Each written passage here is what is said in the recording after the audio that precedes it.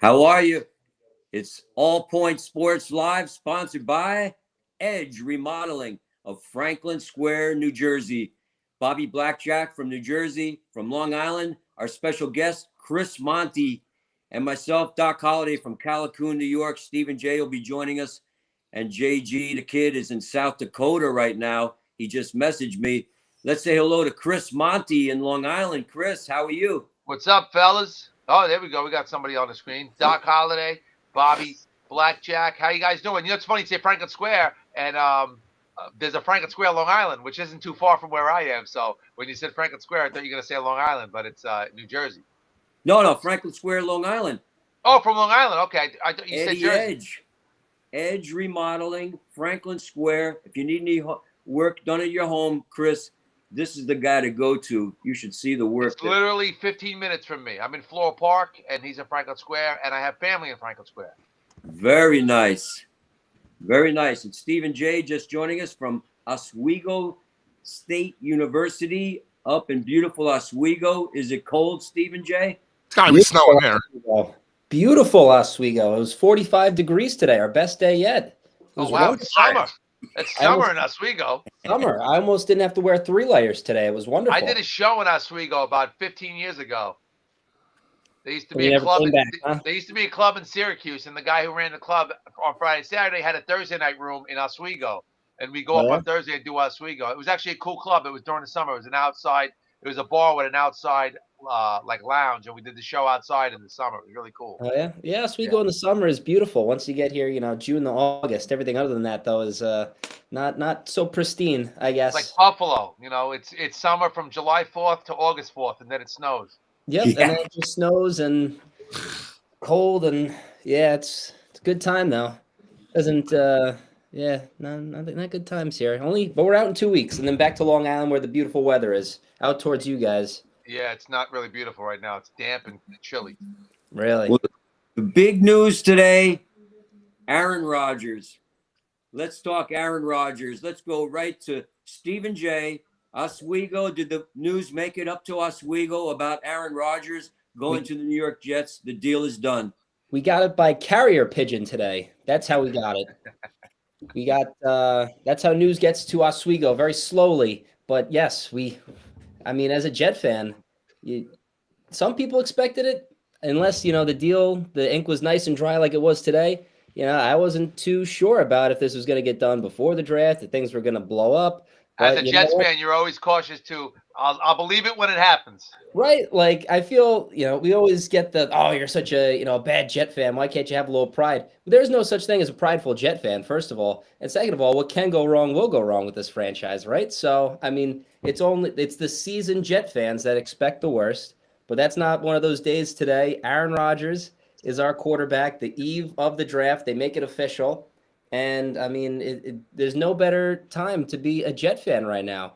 A little bit of a polarizing figure, Aaron Rodgers, but who cares, right? He's one of the greatest throwers of the football of all time. I don't want to hear one word from anyone about if the Jets gave up too much, if they, about the compensation. Who cares? We got Mormon Mahomes on the bench, Zach Wilson, and we finally got our guy. Very rarely do the Jets actually come through on words like that, and they say, all right, we're going to get our quarterback this year. And it finally happened. In Joe we trust. And you know what? To be honest with you, it's a great day to be a Jet fan. And, they always say that the Jets Super Bowl is always in April. Yep.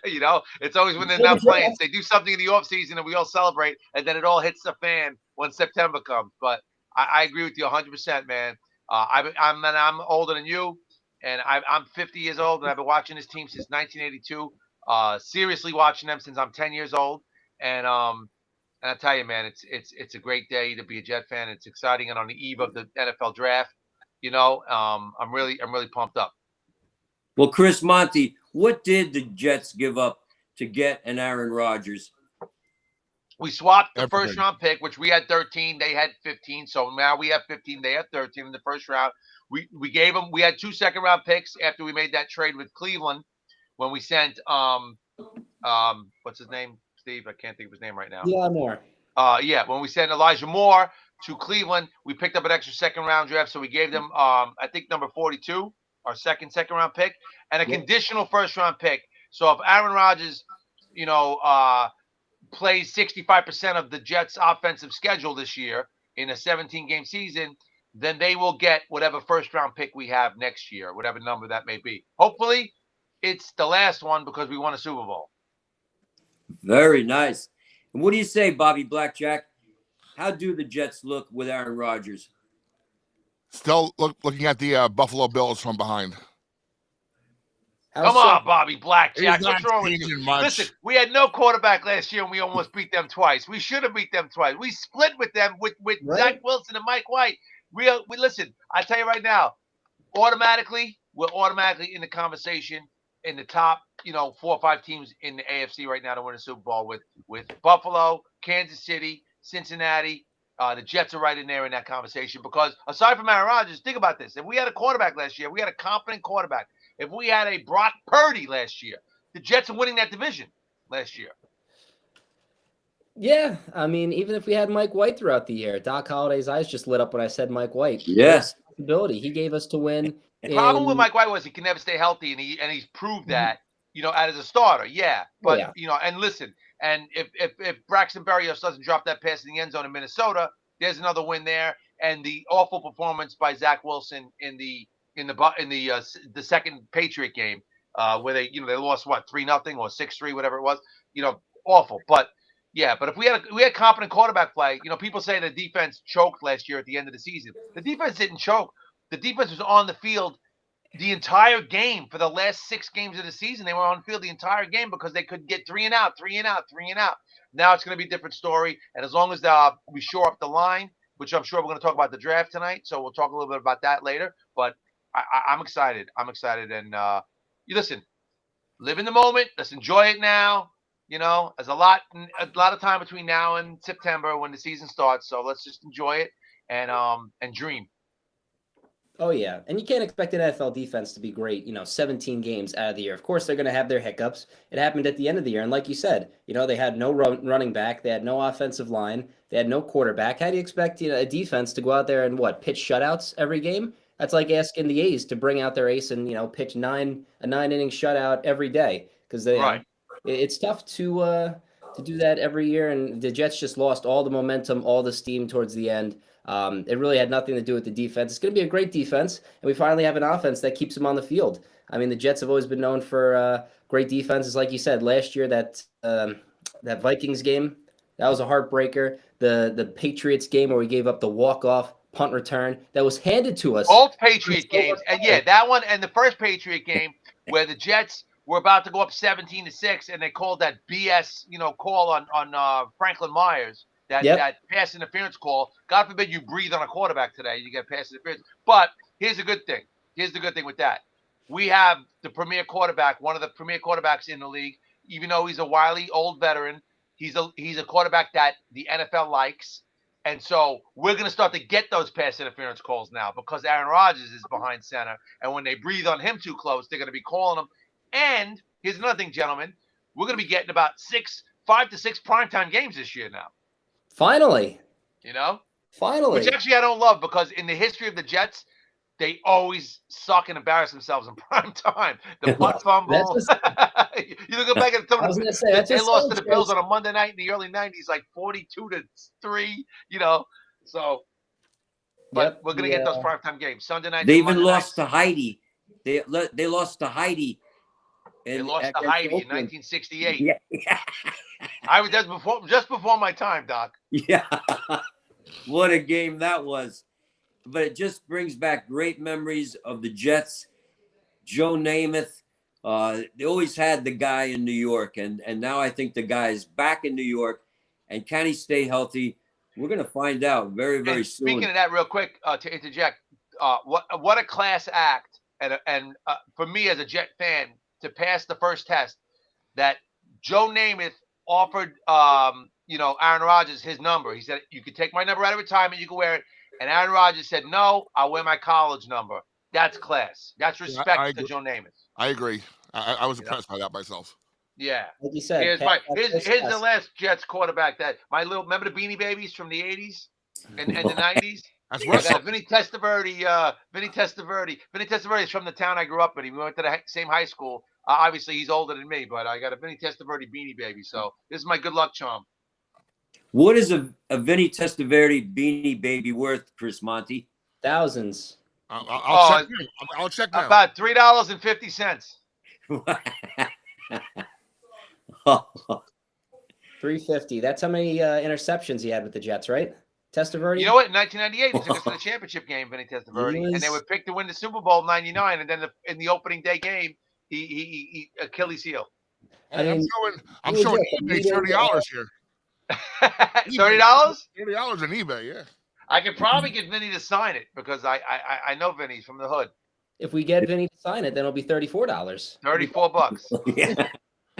But Testaverde had all those Jets records until Fitzpatrick had that lightning in a bottle year in 2015. No, Right? I'll be honest with you. As far as Jets quarterbacks go, we haven't had one since Joe Namath. But the only other quarterback that I truly did like a lot, and I still have a warm spot in my heart for him, was Chad Pennington. I like Chad. He was good. He had a winning record with us. He was he got hurt, but he didn't have the arm that could throw 65 yards down the field. But he was a good Jet, Chad Pennington. What about Frank? Wasn't there a Frank White or Frank Wright? Oh, right. That was with the Bills. Oh, okay. He was a backup.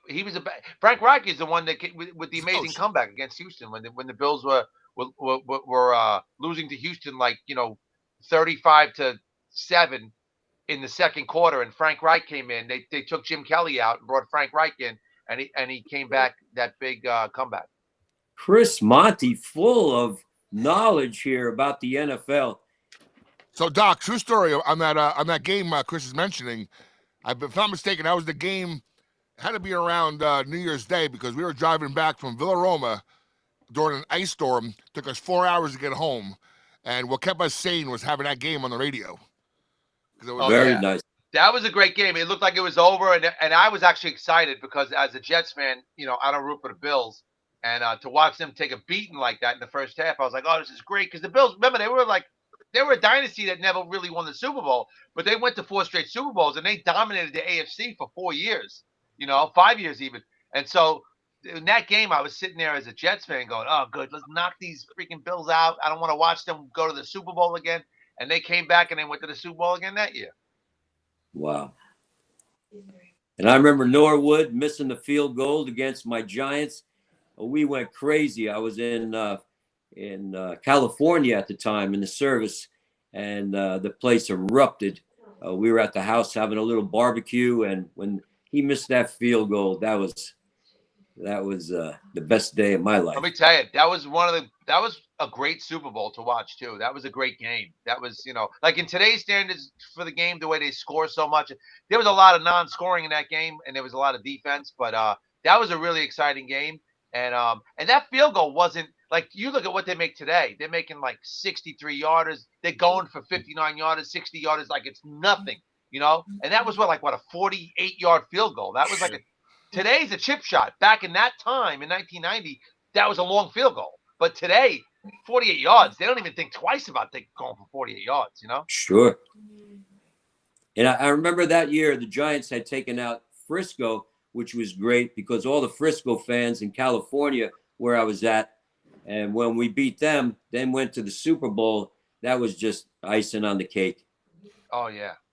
Well, listen, man, if you're a Giants fan, and I don't root against the Giants. I don't hate the Giants. I kind of like the Giants like my second team. I'm a Jets fan. I bleed green. The difference is when the Giants lose, they lose. When the Jets lose, I want to break something, But out of all the New York rivalries, like I don't think although the Jets and the Giants do play each other this year, that'll be fun, especially now that they're both really good.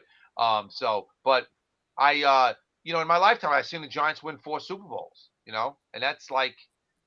And they played in 5 Super Bowls because you remember they lost in 2000 to the Baltimore Ravens. That team was just unbeatable. Yeah, but yeah, but it'll be nice to be relevant again. It'll be nice to be stealing the back pages with Aaron Rodgers and the Jets this year. I can't wait.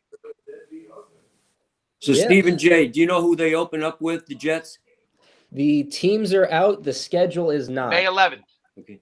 May 11th is when the schedule comes out. I mean, how would you love to see like a Jets Chiefs opener on Sunday Night They're Football? definitely playing each They other do this play year. the Chiefs. They Yeah. definitely play the Chiefs. They That's definitely gonna play be the Eagles. probably like a Thursday night or a Monday night or a Sunday night. That'll probably be a Sunday night. That'll be a primetime hope game. so. Yeah. And you know what? They should make Jets Giants a primetime game too. That should be like a Monday night game. Giants, because they're both, at least projected to be at the top of their divisions, hopefully. And then, you got teams like the Eagles, who they haven't beaten yet. I believe they're 0-12 against the Eagles. We've never beaten the Eagles in the regular season. I think we beat them once in preseason, but we've never beaten the Eagles ever in the regular season. Wow. See, you said that in the regular season. I was like, when did we beat the Eagles in the playoffs? I was like, we beat them in the preseason, though. Yeah, preseason, in August we can beat them. We can't beat them in past Labor Day. We can't beat them. Moral victories. It's something like 0-16 or 0-14 lifetime or 0-18, something against the Eagles, and you got to play the not the Redskins. I'm sorry, I'm old school. The Commanders. Come on. Yeah, you play the Cowboys. I mean, the Cowboys. You know what? The Cowboys, Aaron Rodgers, that's going to be a primetime game too. Yeah, I mean, the market on that will be at least, Dallas and Jets fans, probably the two most passionate fan bases. And I wonder where we're going to be for that game. We might be in Dallas because the last time we played, I believe we played them in the Meadowlands, but I'm not certain on that. We are at Dallas. I believe my memory serves correct. I think it was Sam Darnold that beat the Cowboys at home. That was the last game we played them against. Yep, Sam Darnold will be, and I don't know who's going to be home. I think the Jets will be home against the Giants, even though they're in the same building. They both play in the same building. I do think that counts as an away game, which is good for us because that. Wait, is it a Giant home game? Yeah, it's at Giants technically. So that counts as an away game for us, which is perfect. Which is great. Everybody can sleep in their own beds that night. As it should be, because our offices are right there. Yours are in Florham Park. That should be always be a road game for you guys. Hey, listen, I always say this. The Jets are a New York team that plays 16 road games a year. Oh yeah. Because they don't really have their own building. They share a building with the Giants, and they belong in Queens. Will they ever get back to Queens, Chris Monty? When Woody Johnson dies and Steve Cohen buys the Jets. I have a friend who met Steve Cohen. He went to some restaurant. He bumped into him, and he said he was super nice. And he asked the first thing he asked him. He goes, "When are you buying the Jets?" And he said he's not in the football. So Steve Cohen. Yeah, I know. One mouth to the other, he said, "Nah, not." He won't. That's just a dream. Maybe you can convince him though. If you guys know the name, you got to wait for Gary Vaynerchuk. He's that entrepreneurial guru guy from New Jersey who's making a ton of money now. And his goal, he's been stating it for years now, he wants to buy the Jets. But if he's a Jersey guy, he's going to keep him in Jersey. I want a New York guy that knows the history of the Jets and knows they belong in Queens and bring them back to their borough where they belong and make them the real New York City football team. Mm. Maybe Tesla. Sell for $5 billion. I mean, what do the Jets go for? I mean, if the Washington Commanders, who are just listen, this is coming from a Jet. Yeah, but Washington has a lot more history, winning wise, than the Jets do. The Jets got Super Bowl III, but other than that, they've been a dismal franchise. Washington's been dismal like the last 20 years, but if you go back to the 80s and the 70s, Washington was a good, a legendary, football team. They had Sonny Jurgensen. Yeah, Joe Gibbs. They had. And really, just to break in, fellas, with 1 minute and 25 seconds left in the game, the Knicks are up 100-92 on the Cleveland Cavaliers, and Cleveland is right now looks like the Knicks fans are taking over Cleveland right now in the stands. Yeah. Yeah, you talked about listening to games on the radio. That's what we're doing at our house. They cut the cable last year, and it's on NBA TV. I don't know what geniuses thought it'd be smart to put NBA games on NBA TV instead of having it on ABC, ESPN, or something you could stream. So, and we can't stream it. We can't stream nowhere to find it. So we've had to listen on the radio, old school. If you download the NBA app and you have cable in your house where you live, you can probably hook up to watch it on your phone. It's right. The Knicks finally get past the first round, and I can't even enjoy it. But it's all right because we get the winner of what? Celtics. We get the winner. We get the winner of the Milwaukee, Miami. That's right. Which they're playing tonight too. So if Miami wins tonight, They they win. win the series, and the Knicks would be home court advantage for that series, which would start probably Monday or Tuesday. Unlike the What a great Rangers, time Nick- to be a New York fan, right? We got Knicks in the playoffs. We got Rangers and Islanders and Devils, and then we got the NFL draft tomorrow. We got the Jets signing Aaron Rodgers today and having the press conference. We got in a week and a half from now, we got the Kentucky Derby, which Doc and I will be doing our Kentucky Derby picks next week. And it's like, this is what a great time to be alive and be in New York or the tri-state area in general, New Jersey and New York, right? We're like, this is great. And what's the only question, Chris Monty? What about Saquon Barkley?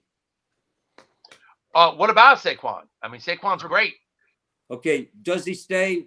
Does he stay with the New York Giants? Well, they franchised him for this year, right? So he's got the contract for this year. I don't know going forward. He hasn't signed yet, though. He hasn't signed it.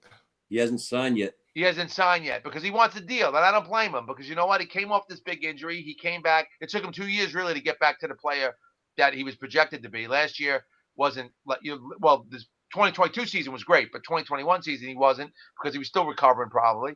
And he is great, but how much money do you give running backs these days? Like they're a dime a dozen. You know, a guy like him is unique and he's looks like a Hall of Famer, but in the NFL, you know, you can get it done with the wide receivers and tight ends and just have a decent running game.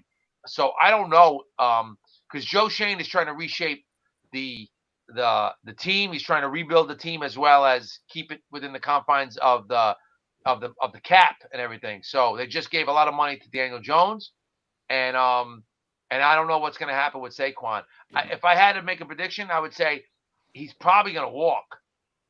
Even if he plays one more year, he's probably gonna go somewhere else because they're gonna look to put their money into defensive players and try to stack some tight ends and receivers around Danny Jones. Yeah, they We're come. gonna have our NFL draft preview momentarily, and I'll tell you, there's gonna be a lot of movement tomorrow or more likely on Friday. There are a lot of running backs who are deemed to be in that trade zone, like Derrick Henry, Dalvin Cook. Those are two good running backs there that could be traded that I'm pretty sure are making less than Saquon Barkley. Right, and serviceable guys that can get the job done. You know, that's the thing. You know, so I don't know. That's going to be a tough one. It's gonna be tough for the Giant fans, because like I said, I watch the Giants every week as well as the Jets. I hated the fact this year that they put them on at the same time almost every week. I think now that they're both relevant again, then that's not going to happen because they both do ratings. But I watched both teams, and I want the Giants to do well. It's gonna suck if he goes somewhere else, you know. But I think that's where they're headed. Unfortunately, if Saquon does leave somehow, I keep reading that if he goes anywhere, it's gonna be Buffalo. You know, they're one running back away from really being like a super team. Yeah. Well, I was gonna say, I don't know. I mean, if you look at the regression of what's his face, the quarterback, Josh Allen. Josh Allen without Brian Dable there. That's why I'm not afraid of Buffalo. You know, if you're a Jets fan, it's Kansas City, it's Cincinnati. Those are the teams. Buffalo, I think we can compete with Buffalo. We competed with them last year without a quarterback, so we compete with them with Aaron Rodgers for sure. And Joe Burrow just signed for an optional year. I believe that was in the news today. So he's got one more year? Yes. That's so gonna be enough. I really like Cincinnati. I got an early bet for them to go to the Super Bowl with the Caesar Zap. You should have bet the Jets at 8-1 before they signed Aaron Rodgers. My! They were 8-1. They're 8-1 because they were questionable they might get Aaron Rodgers. Now those odds are going to drop. Oh, for sure. You know, it's worth $200 to make $1,600. Okay, Knicks up 9 with 48 seconds remaining. 106.95, Knicks. That's right, Doc. 48.8 remaining, and I'm ready to pop the champagne because it's been a while since my Knickerbockers have been relevant. And they were underdogs by 5.5 on the Caesar Zap. So listen, they're playing the 4 seed, and the 4 seed Cleveland. You know, to get knocked. Here's what happened in the series. if to sidebar, I know we're talking about football, but the Knicks are a little more experienced, and they're playing a team that's very young and growing together. Cleveland's going to be very good for a long time, but they don't have playoff experience, and they're they're not that experienced. And the Knicks were in the playoffs last year. The guys are a little bit older. The Knicks have been playing together a little bit longer now, and I just think the Knicks figured out how to defend these guys, and that's really what this series was about. The Knicks defense really, really changed the series because they shot dismally and still won by 20 points the one game. And you got think about this. Randall was only efficient in the first game of the series. He stunk in the next three, and he's out after halftime at this game. So they're winning without Julius Randle, And there's my MVP right there that's shown on the screen. Brunson. Jalen Brunson is like the Love MVP. Brunson. Love him, man. It's great. It's good to be a New Yorker right now. Yes, it is. So the two top picks. Steve, you're not a Knicks fan? Big time. Oh, Big you time. are? Okay, good. I've always said, you mentioned on Randall, I hate looking at the offseason, but really after this year, if they can find someone for Randall, get him out, Toppin. When Randall's not in the lineup and Toppin starts, he's been amazing. Yeah, I love Obi Toppin, man. He's play great. One playoff game, and because, kind of goes back to the Carmelo Anthony days when the ball's in Julius Randle's hands, just the offense stops, right? But when it's in Brunson's hands, it's more of a cohesive offense. So right, everybody's active, everybody's involved. And there's another Toppin coming. There's Obi Toppin's got a brother that plays college ball that was in the dance. So this is a good time for New York. Very good time. Hey, it's been a long time coming, Doc. It sure has. I mean, I think about the Jets haven't made the playoffs since 2010. The Knicks were in and out last year quick. Islanders didn't get in. They're in. I'm a big Islanders fan. They keep it alive to go back to Long Island on Friday night. And the game's final now. The Knicks have won the series in five games. It's a great night. And then you got the Devils who are phenomenal this year. The Rangers who are phenomenal this year. So it's really good. The Mets and Yankees, kind of struggling right now, but it's early. It's not even May yet. Let's not get panicky. People get panicky about baseball in April, and it makes me laugh. Well, Chris Monty, let's go right now. I have up on my screen at home here. I'm going to go with the number one projected pick. And let's see if we get some interjections from Bobby, Stephen J., Chris Monty. Projected to go number one, Will Anderson Jr. coming out of Alabama.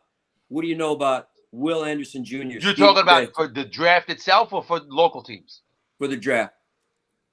I think Bryce Young is going first. Don't you guys think the quarterback's going first? Well, he's projected number two as far as what the projections I have right here. With Will Anderson Jr. 1, Bryce Young 2nd, Jalen Carter 3, C.J. Stroud 4.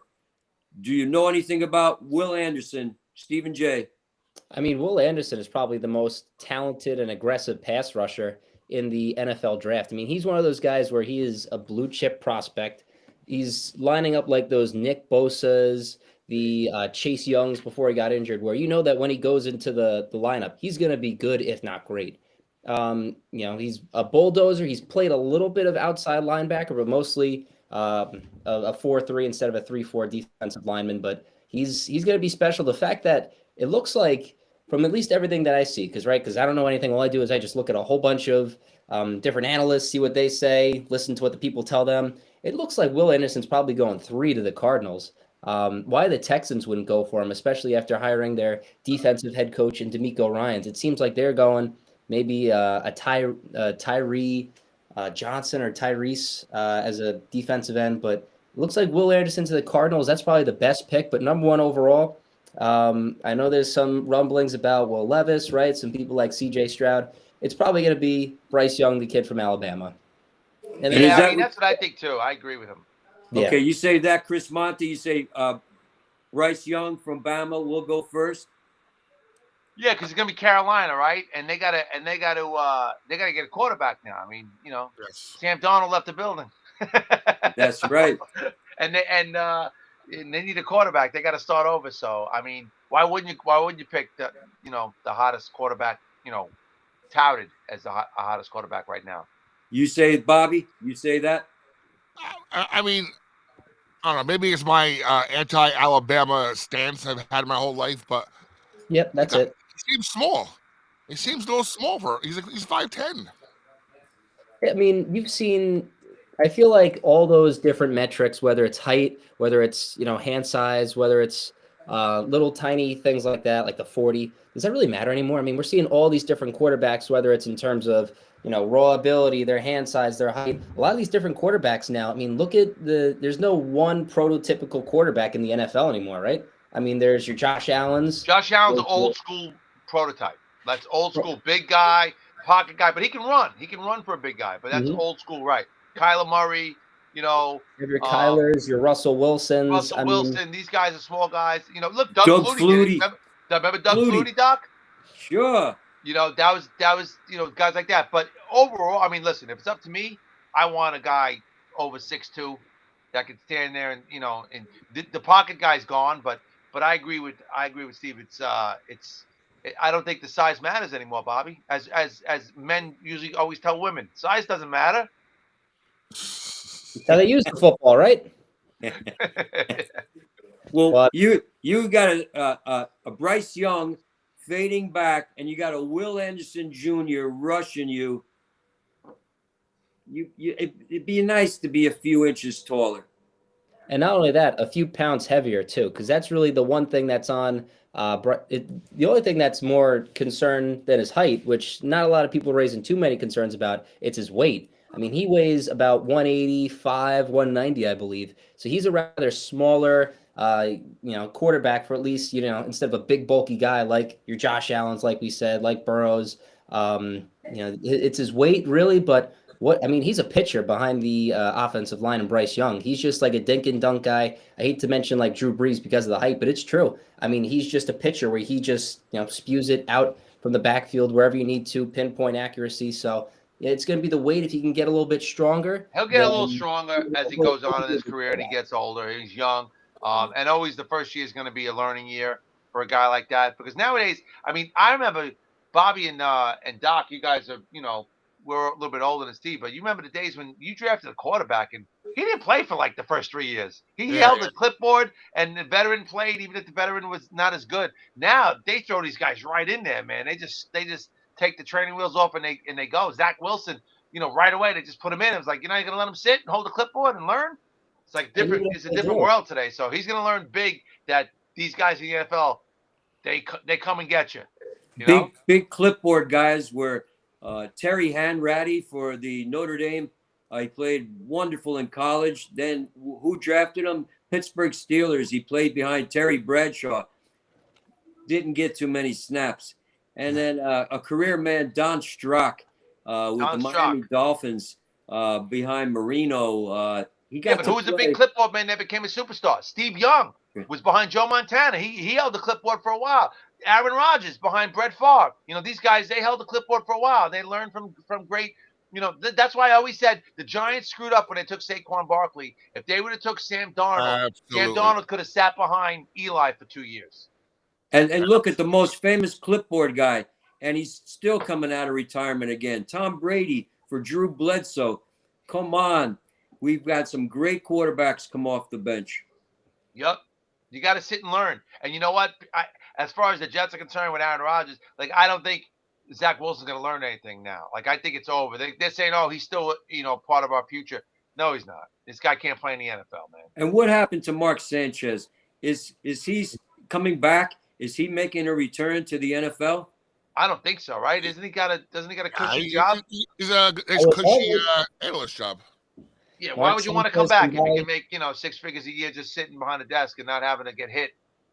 Was that the butt fumble, Mark Sanchez? Yes, that was the butt fumble. On Thanksgiving night, national television. The last Sunday night game we played. The last non-Thursday night game we played. Yeah, embarrassing. But how did you feel? This year to be a lot of good primetime games for the Jets.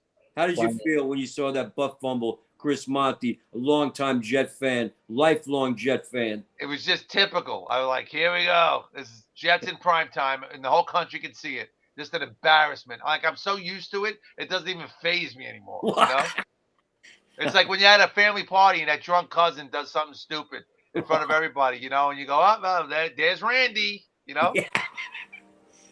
So let's put up 2 AFC championship games, and he'll always be remembered for that butt fumble. You know what? He won 4 road playoff games too.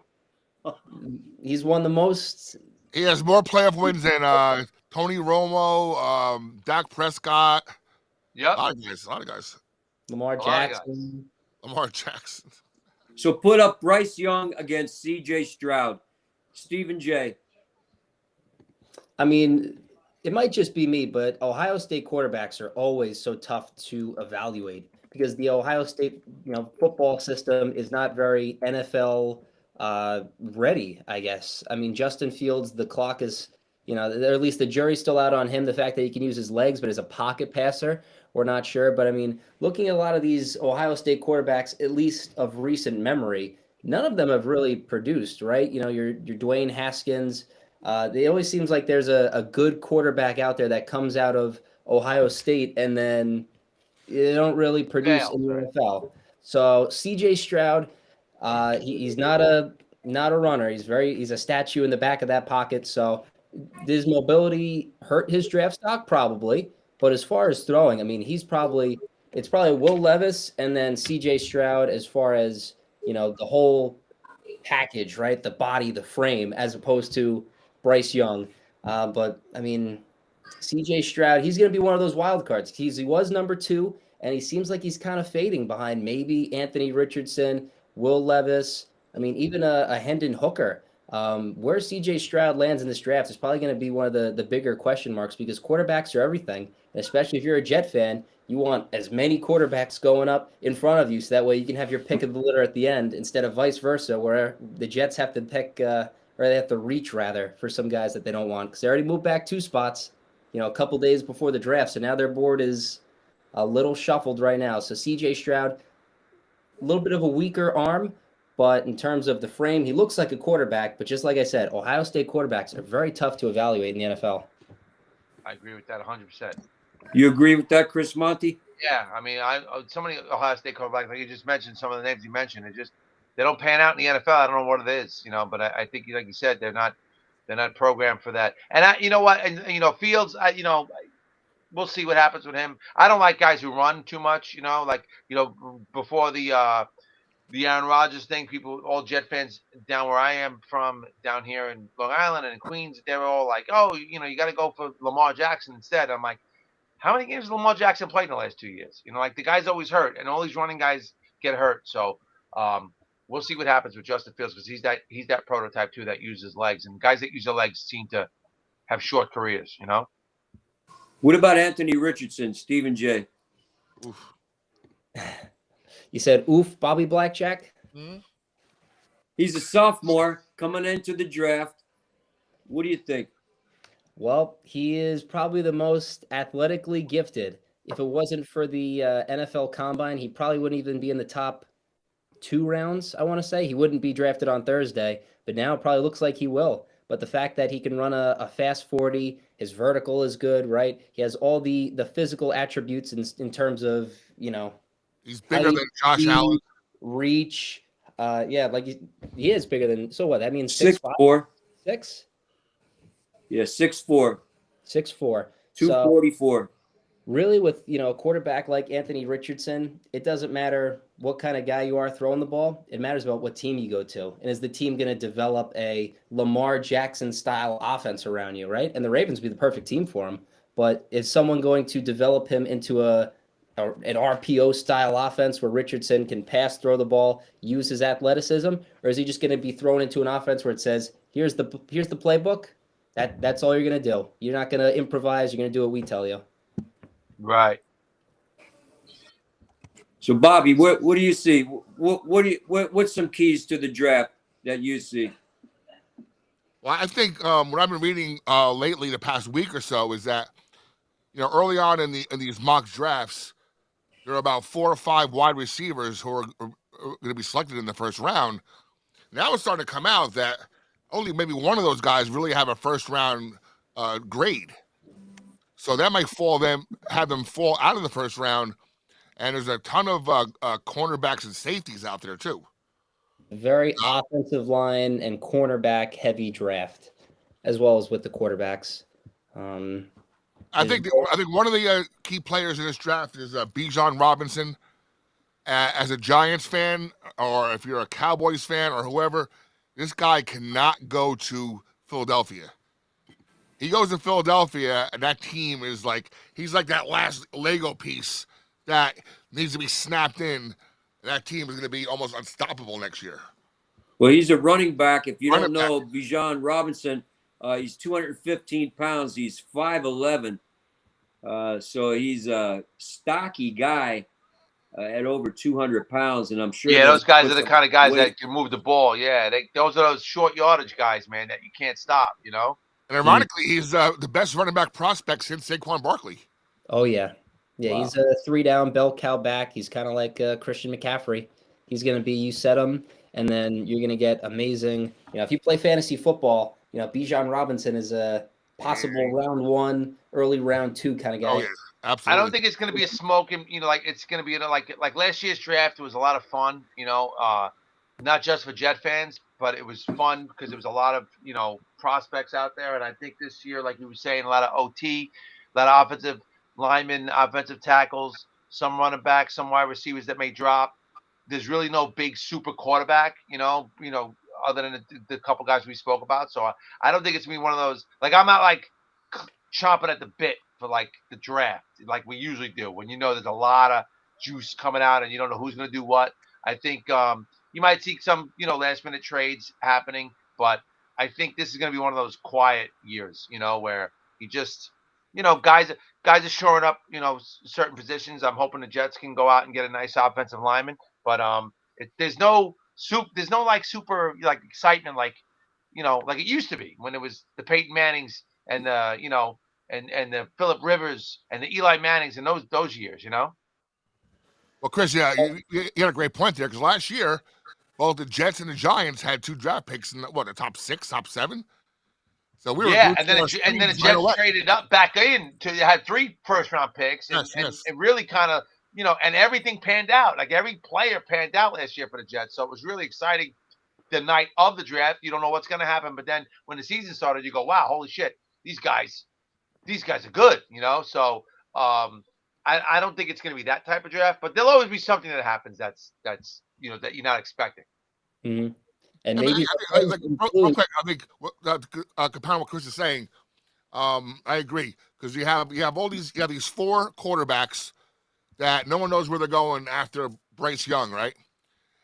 Houston's been rumored to maybe want a lineman for DeMeco Ryans, the new head coach, at 2 instead of the quarterback, which then gift wraps a quarterback to their rival Indianapolis, who picks at 4, because the Cardinals at 3 are either going to draft a defensive guy or trade out of it because somebody doesn't want a quarterback at that position. Yeah, so it seems like Houston's a big key here. Yeah, it seems like Houston, not a quarterback at 2. They have a second first-round pick, I think, at 12. So they might just want to go with whatever is left, which is a risky move. I mean, I think the Texans would crush the draft if they got their, stud pass rusher, preferably in Will Anderson. Javon Carter was supposed to be the best defensive player in the draft, and then he had some off-field issues, which now kind of have dropped him a little bit lower, or maybe like a Chicago or an Atlanta may take him. But, I mean, if the Texans can get their premier pass rusher and then Will Levis drops down to 12, I think that's what makes because I'm high on Will Levis.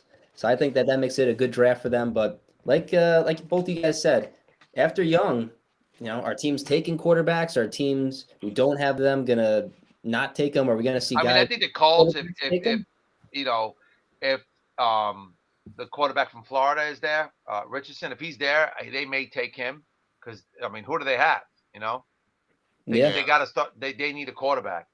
And another interesting quarterback to watch out for, maybe at the back of end of round 1. I think definitely on Friday night. Hendon Hooker is the guy who got hurt late in the season, so he didn't really do much in the combines and whatnot. But you got teams like the Rams with an aging Stafford, or the Buccaneers who have to replace Tom Brady, that's a great spot for a guy like Hooker to really jump in and maybe get some looks as a starter because he's not going to go to first. If he goes in the first round, it's going to be at the end. Maybe somebody drafting up to get him, as the other 4 guys are gone already. And both of those teams are really salary cap.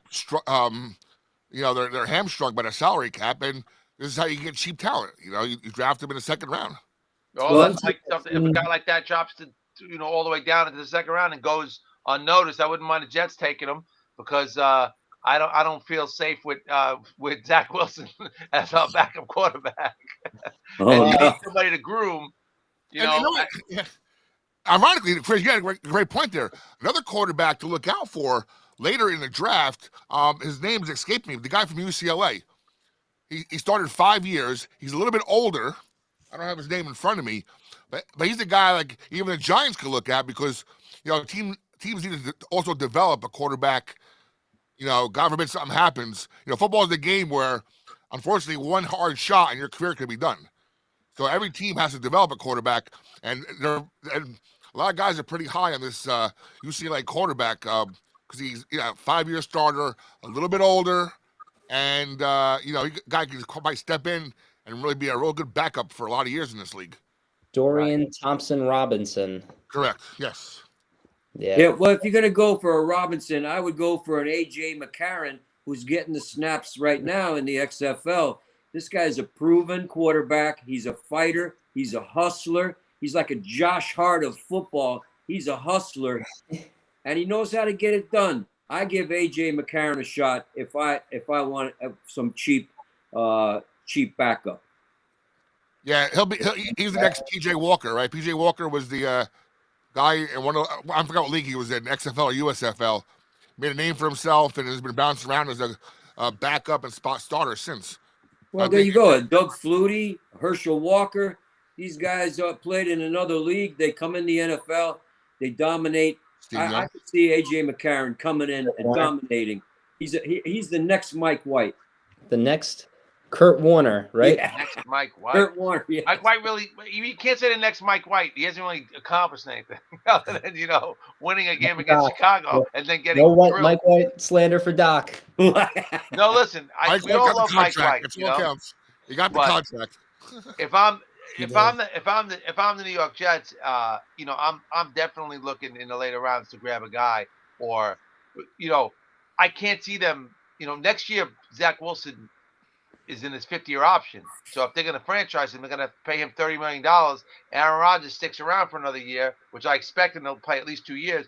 I can't see them, going back to Zach Wilson anymore. Like I'm thinking we've seen what we've seen. The guy is not an NFL quarterback. And they got to move on from him. So I could totally see the Jets going offensive line, and then in the later rounds in this draft somewhere, maybe drafting a quarterback. Well, Chris Monty, I hate to bring up maybe some nightmares for you, but I just remember a quarterback coming out of Green Bay. His name, Brett Favre, and he ended up in Minnesota. So is this a way for the Packers for him to leave the Packers and get back to Minnesota? Is there a possibility? With Rodgers? Yes. No, that was a whole different story. I mean, listen, Brett Favre never wanted to be on the Jets. He wanted to play for Minnesota, and that wasn't working out. And he wanted to play another year, so he had the the 1-year deal. He came in with the Jets with the option to play another one. He didn't stay. He was 8-4 though. What? He was 8-4 though. They were 8-3 at one point. 8-3, right? But then he didn't tell anybody his shoulder was hurt. Remember that? He had an injury, and he didn't tell nobody knew he had an injury, and he played hurt for the last 5 games, and they lost the last 5 games. I don't think this is the same situation. Yeah. This situation is Aaron Rodgers wanted to come to the Jets because he sees what they're building, and he wouldn't have came here if he didn't want to come here. Believe me. He's going to be 40 years old in December. He wants to make one more run for a Super Bowl.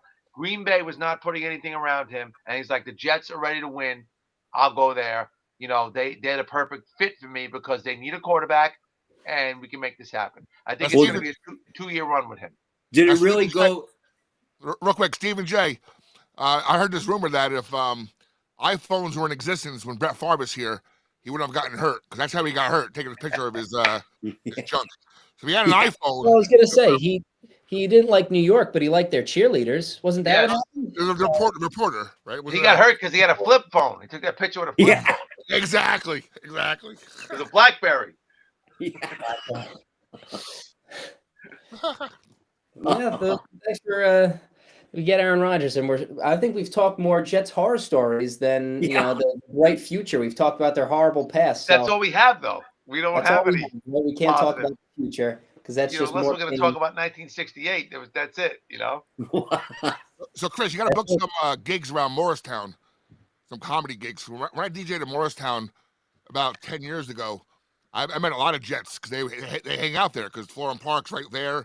They live in Morristown. They live in that area.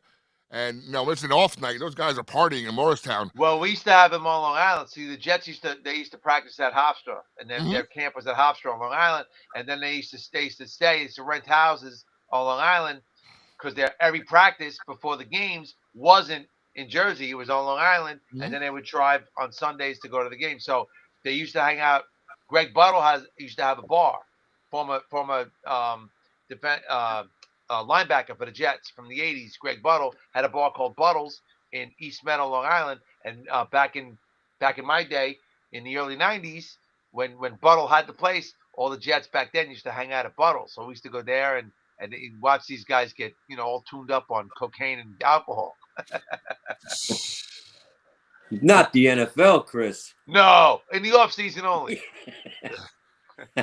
So Steve and Chris, you guys are the Jet fans of the four of us.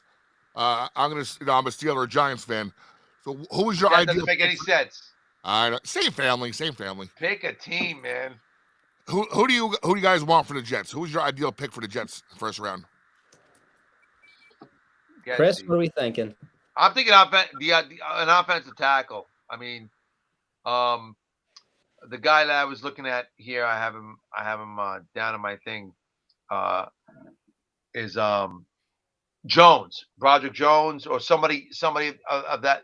Seeing who doesn't go, maybe before him, who's sticking around. But I think it's got to be an offensive lineman because this team has a couple of you got ABT. Who knows what Mekhi Becton's going to do? They said he's in the best shape of his life, but he's played 4 games as a Jet in the last 4 years. So I don't know if he's going to come back. They're saying he's all in now and he's all pumped up. That's great, but they got a couple of good young guys. They got what's his name coming back? The tackle. I can't think of his name now. My brain is frying on me because I have children and I don't sleep. But the 38-year-old end. Dwayne Brown. Brown. He's all in, and you know what? He's a lunch pail guy. I love that dude because he wants to come back. He's gonna be 39 years old and he's still gonna play. God bless him. When he did play, when he was healthy, he was good. But I think we gotta get this, this protection for Aaron Rodgers. What do you think? Personally, there are some guys that I do want and some guys that I don't want, right? And knowing Joe Douglas, he's done both trade up and trade down in the draft. If they don't have what they want at 15, there's a possibility that they could trade out of that spot, recoup, some of those picks that they lost in the Aaron Rodgers deal, which is a possibility. As far as some of the guys that I do want, I think offensive line is probably their main focus. But even so, I mean, their offensive line right now, if you had set just the 5 in the depth, because we just had a turnstile offensive line last year because of injuries, because you got blood clots on what's his name. You got all these weird injuries, and ABT looks like a superstar because you could put him in any position on the offensive line. He looks like he can play it. Exactly. You have, if you had it right now, it'd probably be, Brown, Tomlinson, McGovern, who we just signed back for, 25 cents on the dollar. Our starting center from last year, who was making $9 million, he's making $1.5 million now. We signed him this morning, yesterday. So having our center back is great. And he was very good, right? AVT, Becton's a question mark. So you have, a question mark, some guy who's played, 6 games in 2 years in Becton, and a 39-year-old left tackle. You got to protect the guy that you just spent, basically a first-round pick on. And you need depth too, so that's why you need the backups. Oh yeah, just best player available as far as offensive line is probably from Northwestern, Peter Skoronski. The problem with him is he's like an Elijah Vera Tucker, right? Does he play an inside? Is he playing outside? They're saying that his arm length is a little small, so that's why he might be a guard instead of a tackle. We heard that about Vera Tucker, about Rashawn Slater, who went to the Chargers a couple years ago. Doesn't seem like arm's length is really that big of a deal because they have, proved themselves in the first round. So he's probably the best offensive lineman, but he's probably not going to go first because most people have him graded as a guard. Another guy out of Tennessee, Wright, he's a big guy, but he's like Becton too. Even though he played, all 4 years in college, he's a big boy. So will that translate to the NFL where he can play? Because usually those big guys. Skoronski, number 2, Paris Johnson from Ohio State. I'd be thrilled if we got him. Right. Because he's the best tackle. 6'6". Yeah. 6'6", 313. 313. That's a mauler right there. He's gonna have to trim down to like 292. Mm-hmm. Because that's what we were talking about with Becton, and here we are right now saying the same thing. So, but see, Becton now, so far they said he came in looking like he's chiseled. He's never been in this kind of shape. He's ready to start his career because he didn't start his career when he came to the Jets.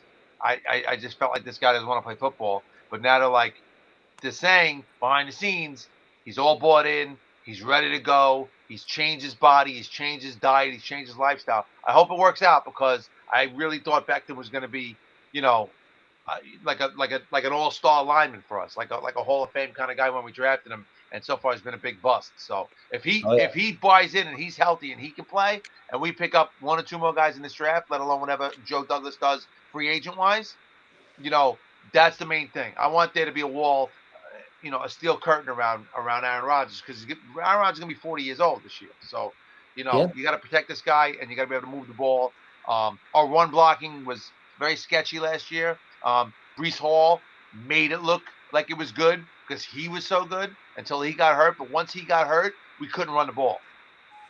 Oh, yeah. You got to protect your 40-year-old. You mentioned Breece Hall. He is going to be a very good player for a couple years for the Jets. But there's a possibility that they go D-line because, Robert Saleh loves his D-linemen. They had, rotation of 9 guys last year. So if a guy like Tyree Wilson, if the guy from Georgia, spacing on his name, if they fall, it's a possibility, right? I don't think Carter falls that far to the Jets. But there's a possibility where they might go defensive line just because, hey, Quinnen Williams, what's the deal with him? He seems. You know what? Yeah, they're trying to get a deal done with him. I believe that we need Quinnen Williams. I don't want to lose him. Oh yeah. So because a strong pass rush, that's what makes Robert Saleh's defense.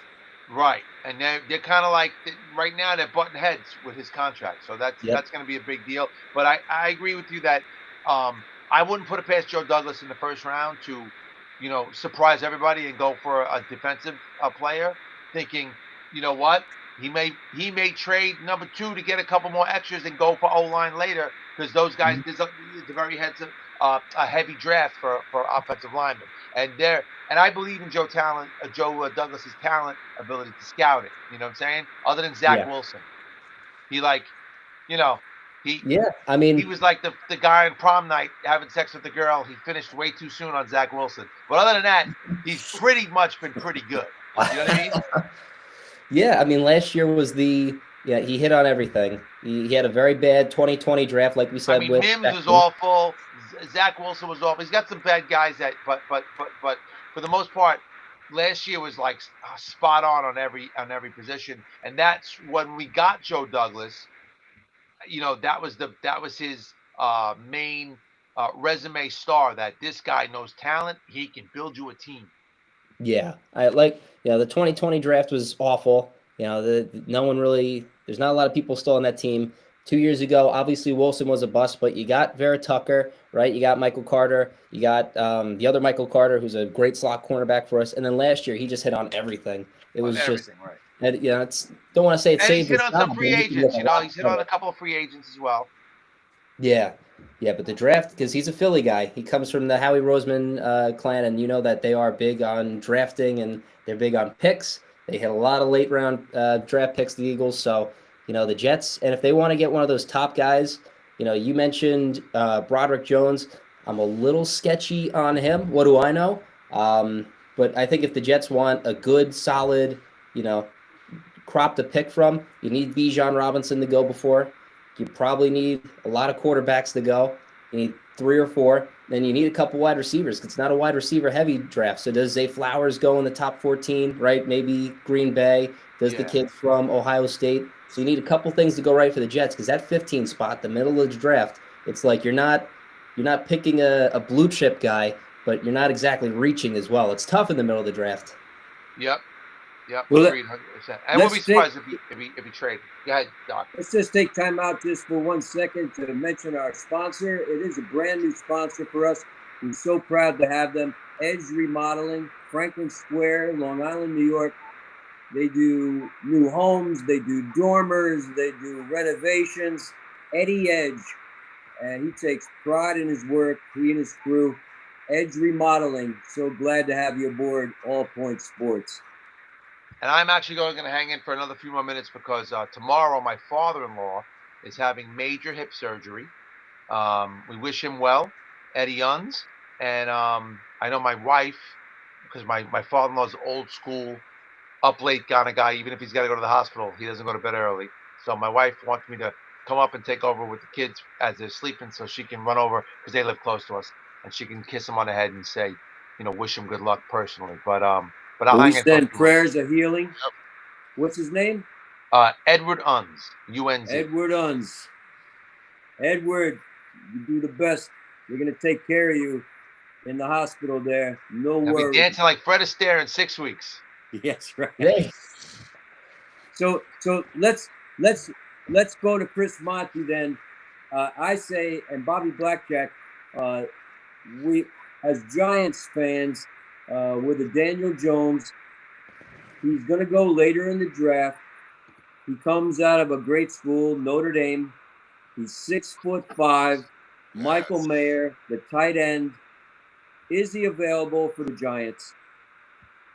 I mean, I don't think he's not going to be there.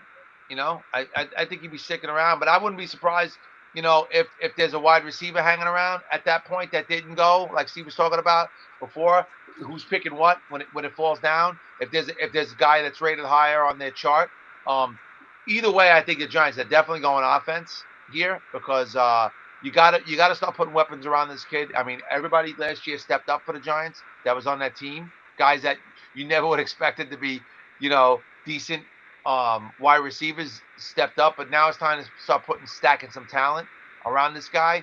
And I think they definitely got to go tight end or wide receiver. What do you think? What do you think, Stephen J? Well, there are a couple guys out there that could fall to him. You'd probably expect the Ohio State kid. He's gone. Zay Flowers would probably be the number 2 guy right after him. The teams in front of the Giants, especially teams like the Chargers, like the Ravens, those could be guys that could swoop in and steal, and maybe even the Seattle Seahawks as well.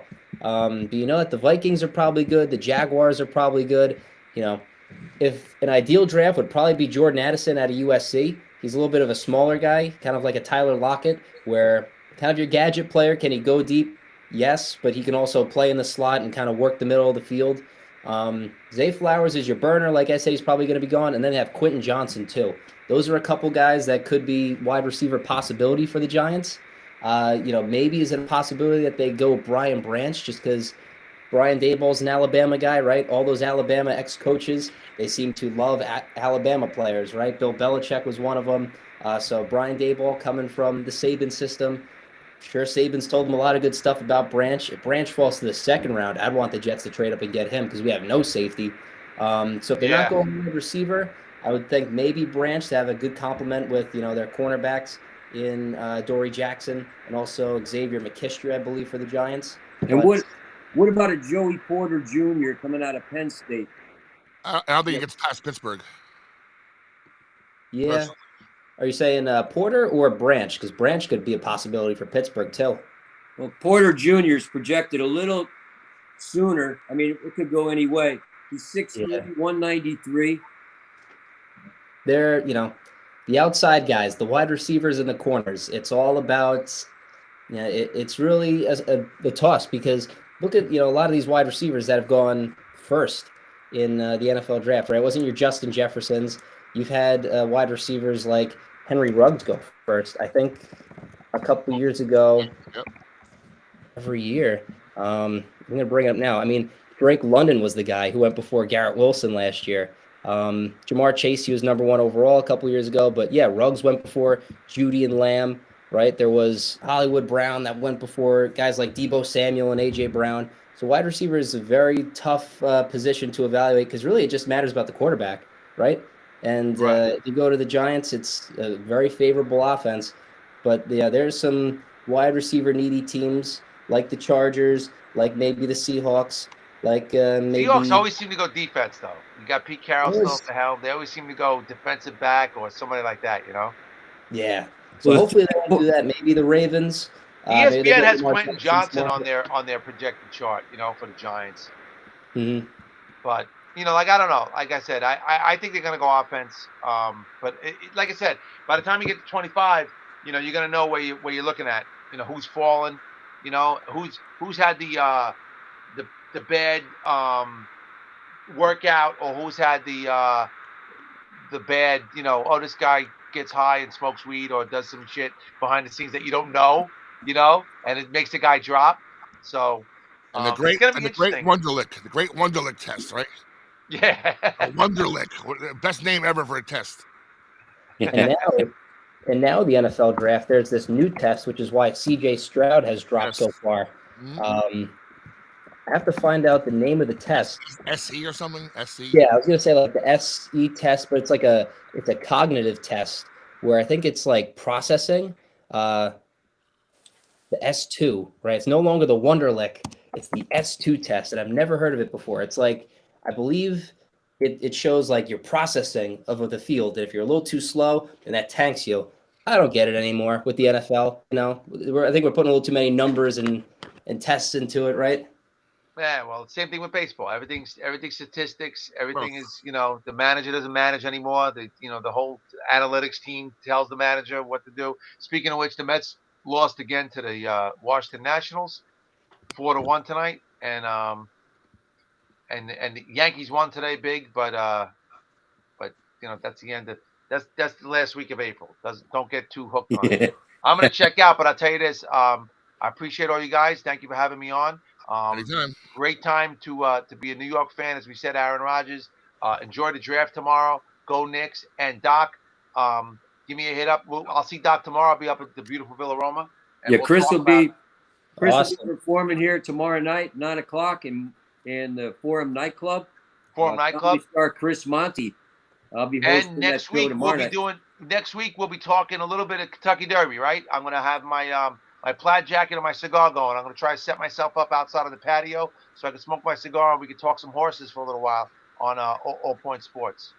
That's great. And the big All dress news at Villa Roma, OTB is back, and quick draw and the lottery coming back. They put in for it, but OTB is back. We'll have it for the Derby, and I look forward to our Derby show, our annual Derby show. Chris Monty and myself. Oh yeah. This All Point Sports special.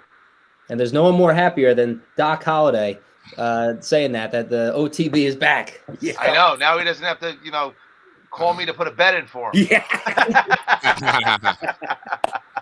All right, gentlemen. You guys Take have a care, great Chris. night. Be safe. Thanks Chris, for having me, you're the fellas, best. and we'll talk to you next week. You got Best it. to your father-in-law. Yes. Have a good night. Yes, Chris. yes. Yes. Thank you so Best much, wishes. Doc. See you tomorrow. You Villa got Roma. Yeah. Amazing. Chris Monty, he knows his stuff. He yeah. always a good time, right? He's, you know, I gotta give it to you, Doc. You know, you have your sources, and every person that you've plugged on to All Point Sports has been perfect. Minus me and the guy in the very poorly lit room in there. You got some pretty I'm good fixing guests on here, Doc. Well, soon we're going to have our sponsor, Eddie Edge, the Long Islander. He's a big San Francisco 49ers fan.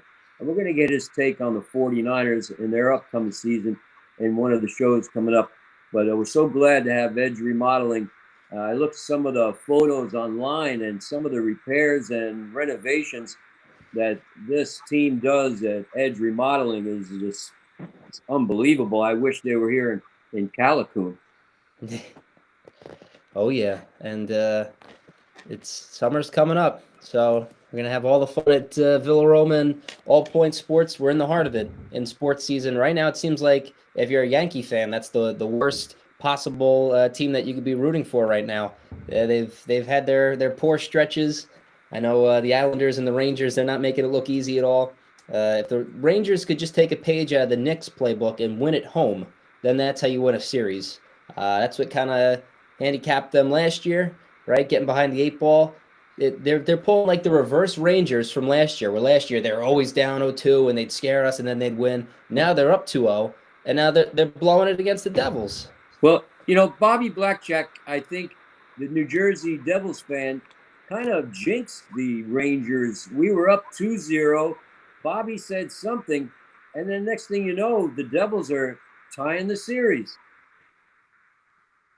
What do you say, Bobby? Devils are a great road team. I'm actually watching hockey matches, matches. I don't know what are they called? Meets, hockey meets. Meets. No, yeah, a game, Bobby, hockey game. Yeah, I don't know. Well, I want to give a shout out to hockey. Like the reverse Golden State Warriors. They win on the road, unlike the Warriors. But Stephen J., you got to tell me, the Frozen Four NCAA this year. Doc Holliday had it on the Caesars app. I picked it early. I actually had 2 teams in the Frozen Four, and my team won. Quinnipiac. Wow. That's out of New Haven, right? Unbelievable that you could take out a Minnesota or a Boston College. Unbelievable. What a school, and congratulations, Quinnipiac. Their first ever national title. We're going to have to get one of them on All Point Sports. You're going to have to share with them a little bit of money, Doc. They got NIL now. You're going to have to spread the wealth because they hooked you up. And a shout out to, I have her on Instagram. She was awarded. She was put up for the John Wooden Award. Caitlin Clark. What an athlete. I see her in the WNBA. What a 3-point shot. She's just unbelievable. How about it, Stephen J.? Oh, yeah. This sets up the whole Iowa LSU rivalry now. And can they run it back? Because I think Clark's coming back next year, as well as the girl from LSU. So it's nice to have a superstar like that in college sports, because usually they're just a one-hit wonder and then they're gone. But the fact that it's in the WNBA and they stay all 4 years, it's fun to have someone that you could root for. Not really a villain persona, right? So she's everyone loves her. So Caitlin Clark, yeah, she's one of the more impressive athletes that you've seen since Monet Davis. Yep. Very good. What do you say, Bobby? WNBA? We're talking WNBA women's college basketball, the eve of the NFL draft. Yes. Yeah, little. That's a little bizarre. I'll tell you what. I'll mention this on my podcast tonight. The Pirates plank.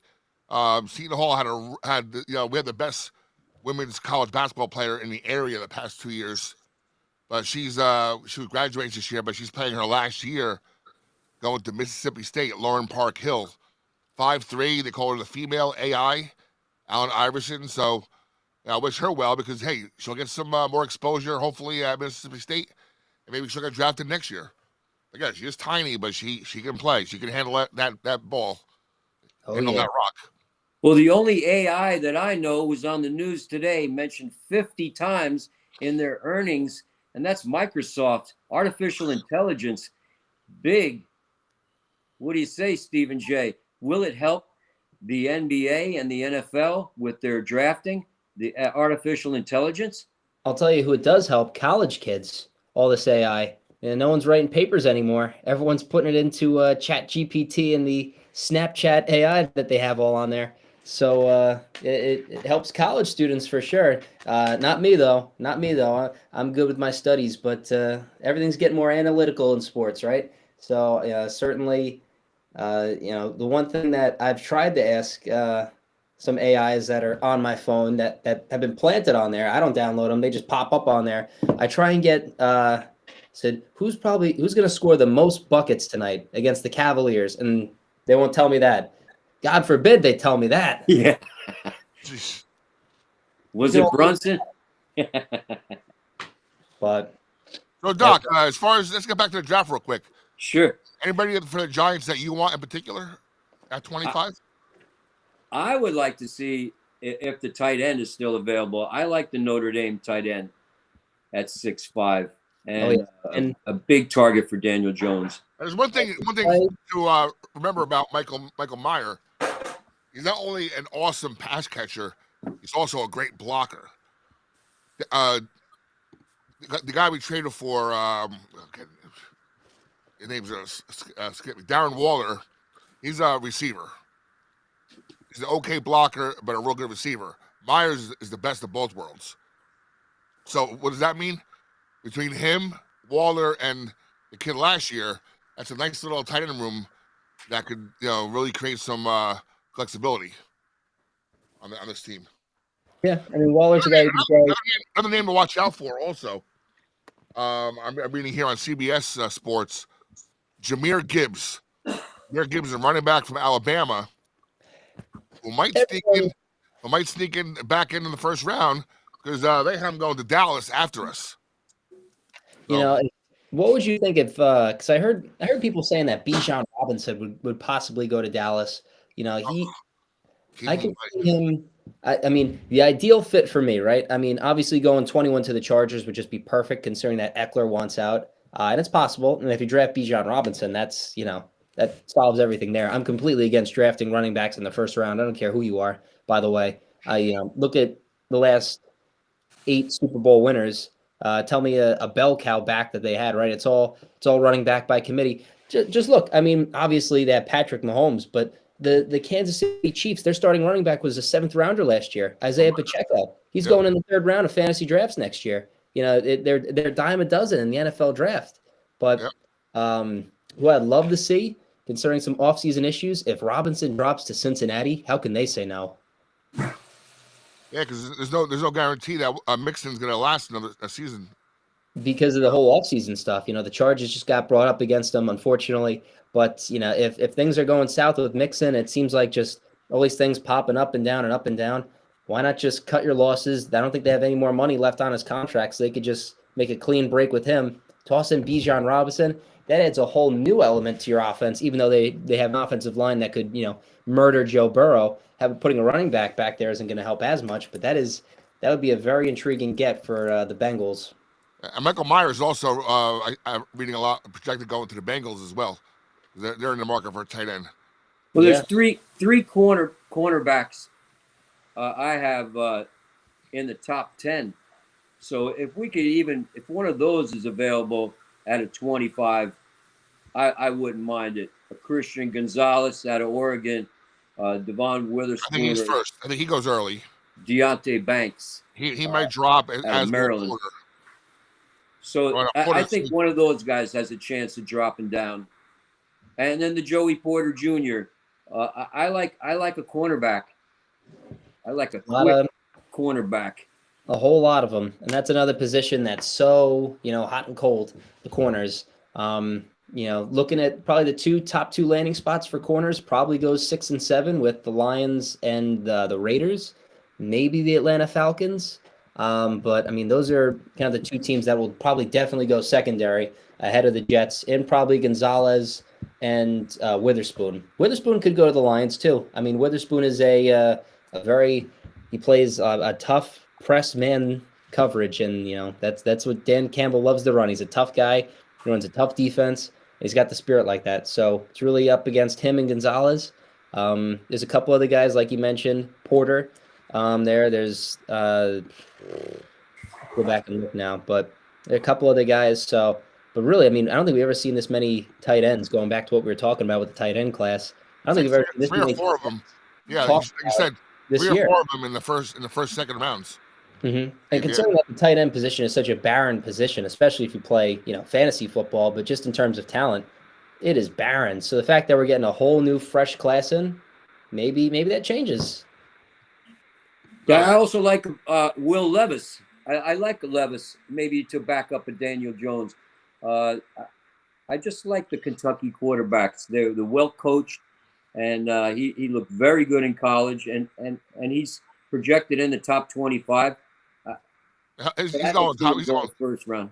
They're going top 10. I think three quarterbacks go top 10, maybe 4, and I think that wild card's gonna be Richardson. I think Levis, as you mentioned, is starting to inch forward. Yeah. And Richardson is just the big question mark. Another team that's besides Houston going, I think 2-12, right? I think they have. Houston goes 2-12. Yeah, I know that Lions are another team that. Lions. They What had are the Lions gonna do? Jared Goff played hella good second half of the season when they started winning the games. Yeah. But he's not a guy you build around. So at some point they're doing something with quarterback. Well, here's what the Lions have going for them, right? It seemed like Goff was the throwaway in that Stafford deal, right? They got the 2 first-round picks and then Goff. Goff's been playing well. It's because of 2 things: their offensive line, which is the top offensive line in the league, and then they also have an amazing offensive coordinator. And the running game too.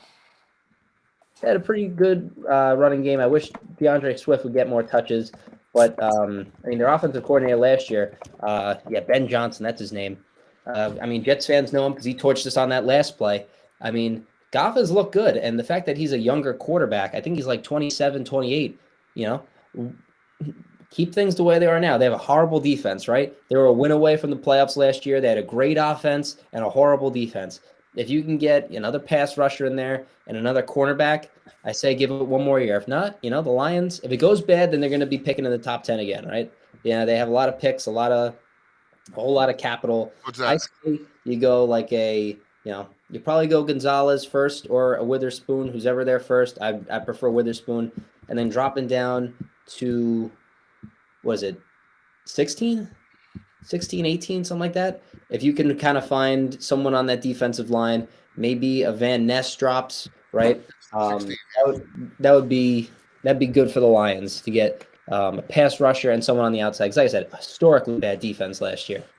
Well, how about a Miles Murphy at 6'5"?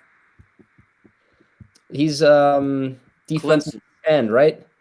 Defensive end. Out of Clemson. The only thing I know about him is he's a bulldozer. He's a unit. So that's I think he's on the fringe of the first round.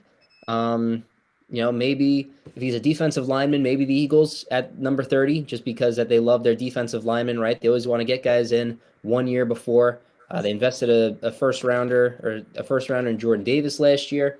They lost one this year. Graham's only got 1 more year left, so maybe they do go defensive lineman in 30, but they love trading down too. So maybe they flop that first round pick for someone who wants to get a Hendon Hooker, or maybe if Richardson falls that far. End of the first round is a good spot for people to jump back in and get another quarterback if one falls that far. Well, Miles Murphy projected on mine is at 20, so he's definitely in the top 25. So maybe if he's still available, he could go to the Giants. I got 24 here, yeah. Yeah. Going the pick before the Giants to Jacksonville. There's always like 5 surprises, though. Those guys that had, a second or third round grade that go in the first. So, what doesn't mean everything, those. But one hidden thing, another thing I consider also, from I'll mention my Pittsburgh Pirates real quick. I would love to get Joey Porter, the bloodlines, with his dad and everything. But don't forget, there is no number 32 pick this year because Miami forfeited that pick when the whole Brady and Sean Payton investigation came down. Who has pick number 32? Pittsburgh. So that's technically Pittsburgh has 2 first-round draft picks. If you look at it that way. Yeah, because the 32 pick is normally the last pick of the first round. This year is the first pick of the second round. So that's either another high-value pick for the Steelers or a pick to move up and get somebody they really want. Mm-hmm. First round tomorrow's gonna be a lot of unpredictability as far as who's gonna go where. I think it's gonna be exciting once again, and Houston, Detroit are huge players to be. They're question marks. They can go either way and really shape to how the first half of the draft goes.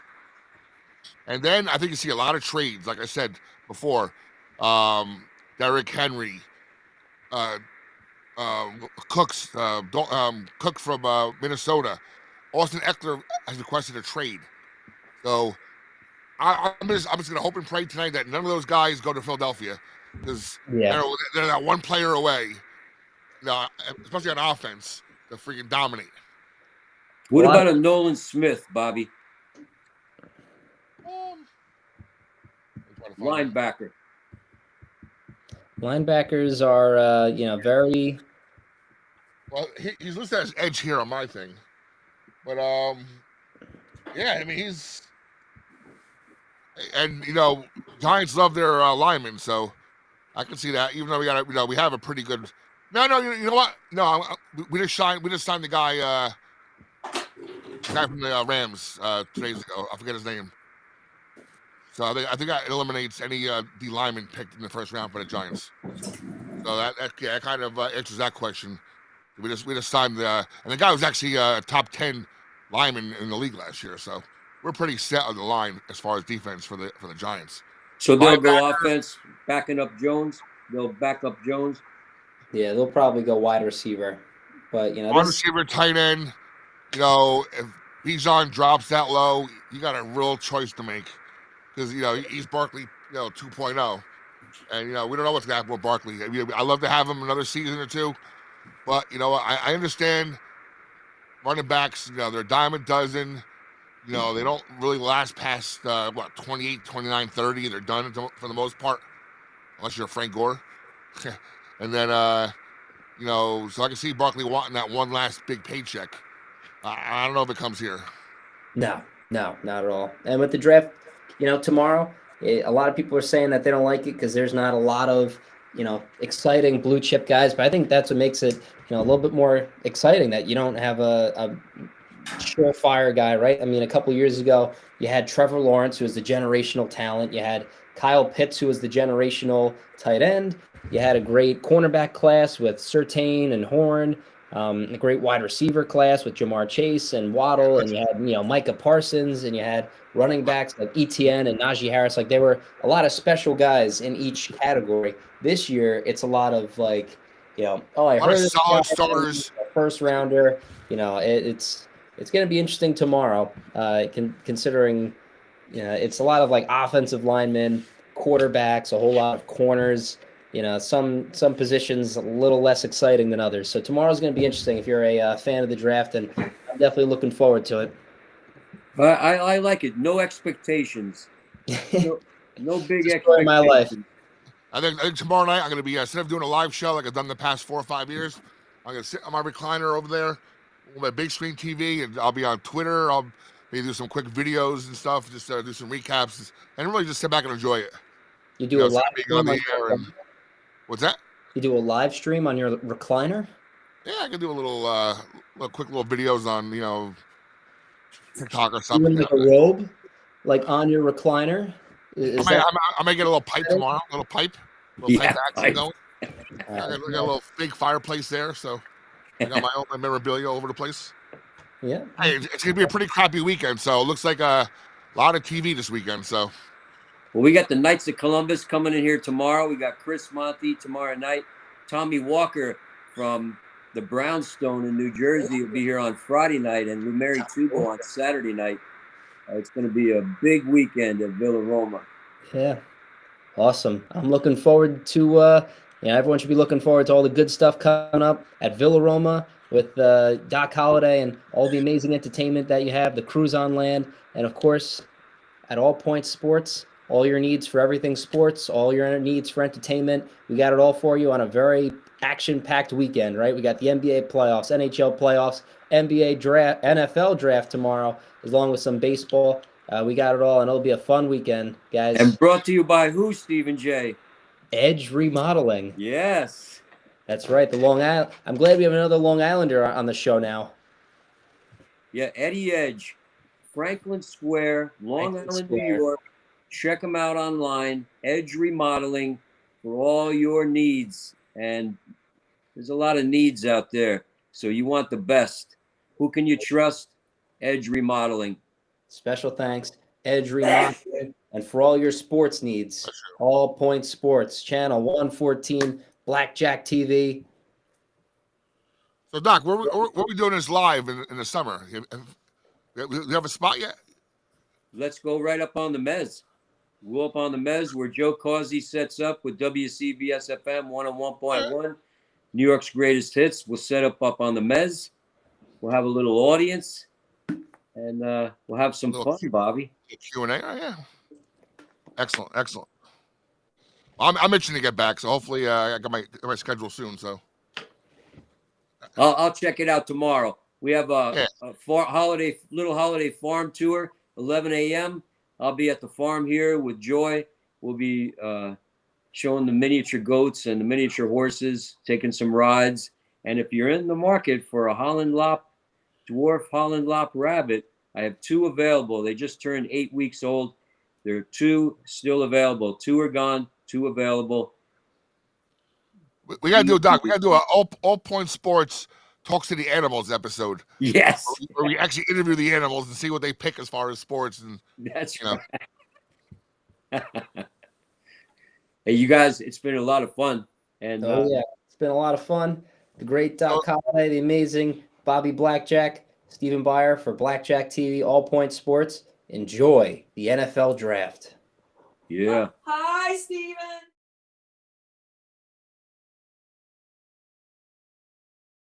If you heard it, she was sneezing. Yeah.